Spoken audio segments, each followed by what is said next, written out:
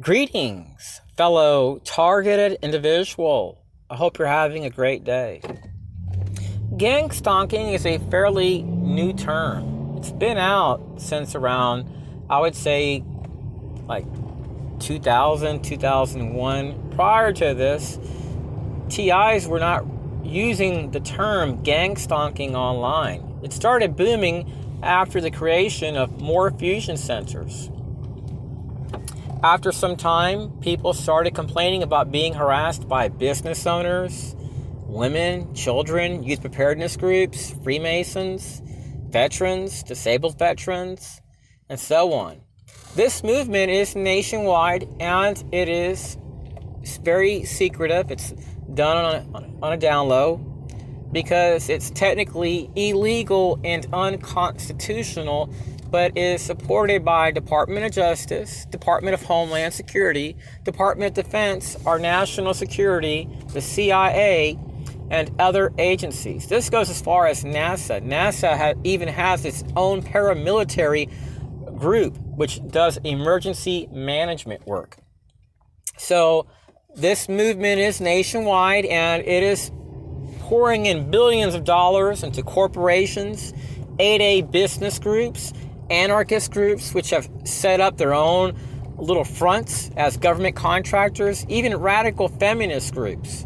I've dealt with the Central Intelligence Agency. At one time, even InfraGard was slandering me as a pedophile to my grandmother's neighbor, which I had received counseling from. My friend at that time worked at the local police department. I've lived in that town most of my life since the 80s. They checked with police and sheriffs and investigators, and there was no reports of me being a pedophile or a sex offender or being under investigation for such. The FBI, of course, has a history of doing this. They were sued by one man which refused to become an informant, and the FBI went to his relatives and said that he was a pedophile, to his friends and family. He lost lifelong relationships. They didn't want to deal with him no more because people tend to believe the FBI. This movement has been integrated into this whole community-based approach movement, where the CIA and contractors can secretly, at times, flag a person through emergency management. You can arrive in a county and be harassed at gas stations. This does occur in schools. They may park their car and just walk up to you and whistle and go, shh, and then walk back to the car and leave. They'll do this in restaurants, libraries for some targets. They may throw trash on your property. They may slander you through neighborhood associations and utilize cops when they're off duty. They have access to stingray technology, and then they can earn money through an association. Sheriffs associations are being used, along with Israelis, which have strong connections to the government. There's a variety of groups which are doing this nationwide. This goes as far as the stock market. The FBI, Secret Service, and Department of Justice have linked mobbing to mass shootings and violence. But the FBI and a variety of DOJ stakeholders have been doing this with the support of Congress. Not all members of Congress do this, but some select members of Congress do have oversight into some of these activities which secretly occur in our communities. Since these activities have been effectively linked to mass shootings by many people, like professors, one professor, I don't have the article on hand, he stated that up to 1/3 of all mass shootings are linked to mobbing. When you study about Amar Mateen, different mass shooters, one of the main complaints was being mobbed and harassed at one time, being bullied. Amar Mateen went to police for help due to the harassment. He was being harassed at schools or anywhere he went. His last search on the internet was concerning FBI surveillance. His dad worked with the FBI and CIA. So I'm sure there's more to the story that we will never know because the FBI is classifying a lot of stuff. So when Amar Mateen went to police told him his matter was a civil matter. They could not help him. Because when you're bullied and stalked and harassed, it's a civil matter. So these groups get away with this by utilizing large pools of people, which are public and private stakeholders, 8A business owners, defense industrial base, trash from our streets, which join the military at times, and they get a secret clearance, and then when they leave, they have no opportunity. For some, they want to get a contract, and they'll put themselves on GSA websites, NSA, whatever. And then they can just be called and get a quick job. And since many stakeholders are used, these people can bypass justice. And if they're caught, Department of Justice and cops aren't going to do anything. Because by law, they have to conceal the names of people. They call it an investigation. Remember John Lang from California? I chatted with him 2 days before he died. I suspect he was murdered. There's photos of a government vehicle outside of his house, police, street theater, harassment. Why was the government involved in this? Why was the government participating in this? Because the government is a stakeholder. So when you're a target, understand that the enemy isn't here to help you. Let me give you an example. Like for me, I'm just a gang stalking victim. I leave my cell phone on airplane mode, and when I'm out, my targeting is decreased by 100%. So this guy, Gavin Young, which did something really stupid. He was being targeted. He was being gang stalked. He was trained to be able to detect surveillance. John Lang had a camera. He didn't have that training. He had proof. Gavin Young pretty much went out because of the gang stalking. There's many others. So I'm getting sidetracked here because my cell phone is going off here on the side. It's vibrating. No, I apologize. So anyways,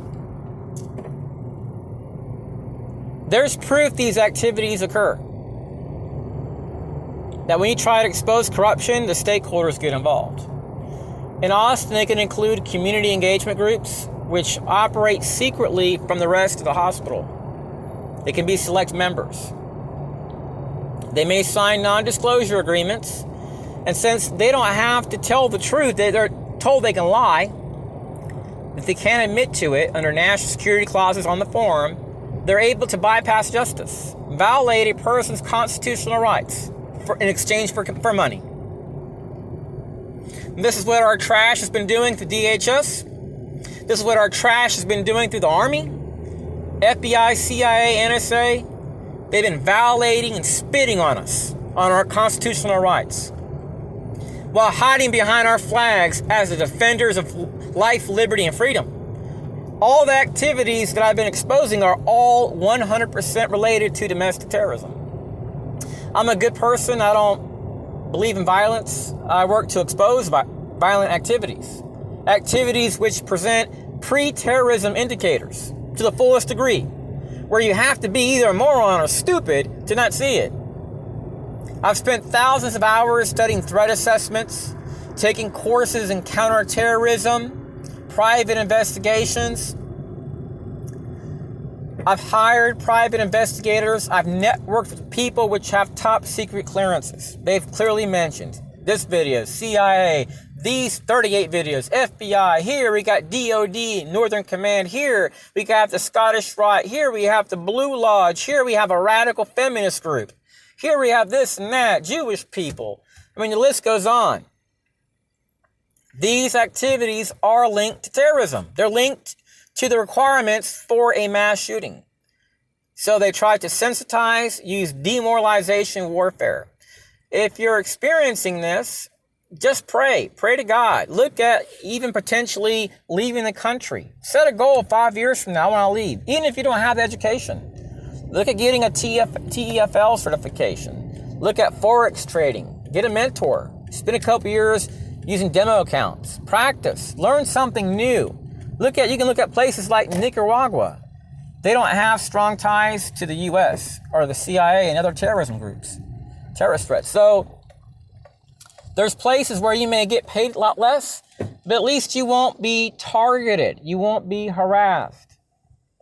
You won't look at governments which are not going to be on the side of like Ukraine. If they're backing what's going on with Ukraine, you don't want to go there.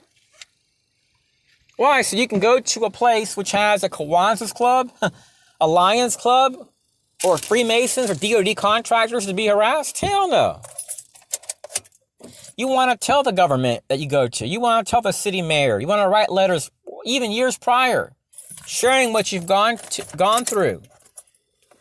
Maybe even scanning your ID to it and sharing that information. Look, this is who I am. You can share a polygraph report, letters of support, contact the safety department, city mayor, politicians, representatives in that country. Let them know, hey, I've been harassed. You may even want to look at your neighborhood watch group, like in that local area. Prior to moving there, you may want to contact them and explain the situation that you've been harassed by a neighborhood watch group, if that's the case. That way, that group won't be paid off. And you can establish healthy relationships versus being slandered and treated as a pedophile everywhere you move to, or being slandered as an active shooter threat. They'll label you a soft target, and they'll use that term so that way women and children can follow you around and harass you more, saying you're a potential terrorism threat. You know, people that are active shooters or dangerous or terrorists, they don't drive around with their cell phone on high location for years. And going to malls, going shopping, flights, living life. When you have people that are interfering in your life, understand that you're dealing with a threat. You can utilize what's called a Form 95. And a Form 95 will allow you to sue the government and waive their immunity rights. It's also known as a Federal Tort Claims Act form. You can also do a Privacy Act request and amend files that the government has on you. It's called a Privacy Act request. If you don't have money to sue, look at the Federal Tort Claims Act attorney. It's based on the Form 95. They'll do it based on a contingency fee. You're not going to get a lawyer to take your case unless you got a lot of money. But if you're doing a Form 95, like a Federal Tort Claims Act attorney, they'll do it on a contingency base. Anyway, say no to violence. Say no to domestic terrorism. Ignore the active shooter threats. The scum that's trying to induce mass shootings and violence, ignore them. You don't have to own a gun. I don't have any guns in my vehicle, no weapons at all. Only thing I have on me right now is a cross of Jesus on my chest. I ignore the trash. I ignore the terrorism threats and their stakeholders. I'm looking at leaving America. I've moved from multiple states to be harassed upon arrival. And in our schools, with teachers telling me they're concerned about my safety. And these people are all U.S. Army or trash that's ex-military. Talking about car bombings and assaults. I don't want to be around that trash. I don't want to be associated with scumbags and people which would jeopardize our freedoms. You know, people which would push a country that has nuclear weapons, which we can't even stop. But they would sacrifice the families and children. We can't even detect their subs or missiles. That's how evil the system has become. If they would die to support terrorism and die to support the downfall of America and waste our money. We've passed our debt ceiling, how much we can get. We are in debt to the max. So the people here, they create problems, support terrorism, and then try to pretend they're the good guys. Say no to violence and terrorism. God bless and peace.